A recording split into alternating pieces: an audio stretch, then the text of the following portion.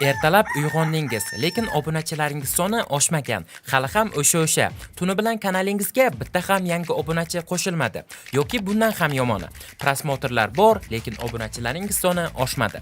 Agarda ushbu holat sizga tanish bo'lsa, bu video aynan siz uchun. Chunki bugungi videoda men obunachilaringiz sonining oshishiga yordam beradigan, o'zim sinab ko'rgan 4 ta maslahatni beraman. Ushbu videodagi ba'zi bir narsalarni siz videoni ko'rib bo'lgandan darrov kanalingizda o'zgartirsangiz bo'ladi va siz darhol natija olasiz. Birinchi maslahatdan boshlaymiz. Tomoshabinlarni qayta yo'naltirish. Men Telegram kanalimda odatda YouTube kanallariga nechta videosini ko'rgandan keyin obuna bo'lasiz degan so'rovnoma o'tkazdim va eng ko'p ovozni 4 tadan ortiq degan variant oldi. Bundan kelib chiqadiki, odamlar kamdan kam holatda bitta videongizni ko'rib obuna bo'lishadi. Ko'p hollarda esa kamida 3 ta 4 ta videongizni ko'rgandan keyin kanalingizga qo'shilishadi. Sababi oddiy, odamlar shunchaki obuna bo'lishni unutishadi. Hattoki videongiz ularga yoqsa ham. Lekin keyinchalik o'sha insonga YouTube sizning boshqa bir videongizni tavsiya qiladigan bo'lsa, o'shanda u inson kanalingizga obuna bo'lmaganligiga ko'zi tushib, kanalingizga obuna bo'lishi mumkin.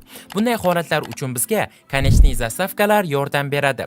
Shunchaki siz har bir videongiz so'ngida o'zingizni ikkinchi videongizni tomoshabinlarga tavsiya qilib o'tasiz va YouTube studiodan konechniy zastavkaga o'sha videoni belgilaysiz. Shu tariqa bitta videongizni ko'rish uchun kelgan odam sizni 3 ta 4 ta videongizni ko'rishi mumkin va obuna bo'lish ehtimoli yanada oshadi. Ikkinchi maslahat: ko'proq natija olib keladigan videolarni ko'proq joylang. Men jonli efirda ko'plab obunachilarim kanallarini baholayman va ularga eng ko'p prosmotr oladigan mavzularni yana takrorlashni maslahat beraman. Oddiy misol, mening asosiy kanalimda bir vaqtlar YouTube kanalga nom topish haqida video tayyorlaganman va ushbu video darsliklar bo'yicha eng ko'p prosmotr olgan, ya'ni 26 mingta. Men ushbu ikkinchi kanalimda aynan o'sha videoni shunchaki takrorladim va ko'rishingiz mumkin. 13 kunda 33 ming prosmotr hamda bonusiga 342 ta yangi obunachi.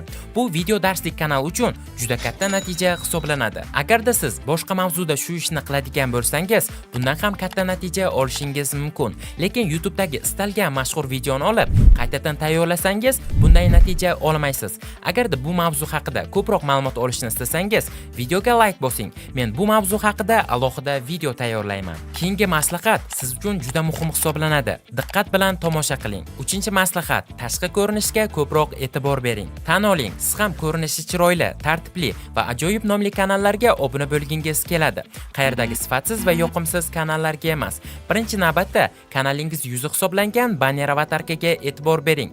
Chunki kanalingizga kirgan odamlar birinchi bo'lib banner avatarkaga ko'zi tushadi. Bundan tashqari videolaringiz prevyusini ham bir-biriga o'xshashroq qilishga harakat qiling. Misol uchun menda asosiy rang yashil va prevyularimda asosan shu rangdan foydalanaman.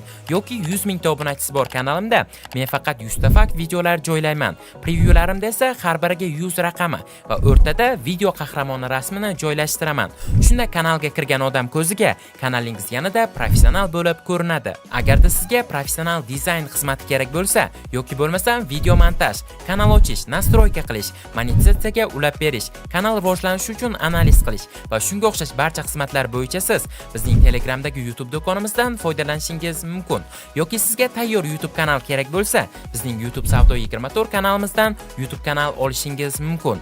Barchasi ishonchli. Ikkala kanal manzili ham video ostida bo'ladi. 4-maslahat: obuna bo'lishni albatta so'rang. Birinchi maslahatda aytib o'tganimdek, ko'plab odamlar obuna bo'lishni unutishadi va kanalingizga qayta kirish ehtimoli ham kam. Shuning uchun siz har bir videongizda obuna bo'lishni eslatib turishingiz kerak, lekin hadeb ham emas.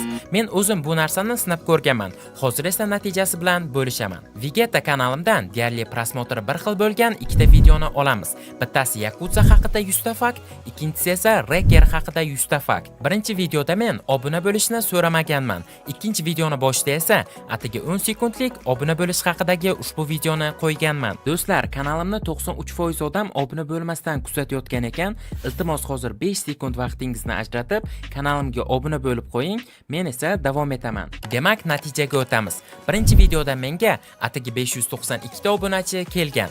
Ikkinchi videodan esa 2900 ta. Bu deyarli 4-5 barobar ko'p degani. Shunchaki obuna bo'lishni so'rash orqali. Shuning uchun keyingi videodan ushbu usuldan foydalanishni boshlang va natijasini aniq ko'rasiz. Va mening YouTube kanalimga ham ushbu maslahat uchun obuna bo'ling. Videoga like bosing va ushbu ekranda chiqqan YouTube ga video joylash uchun eng yaxshi vaqt haqidagi videomni ham tomosha qiling. Hammaga rahmat.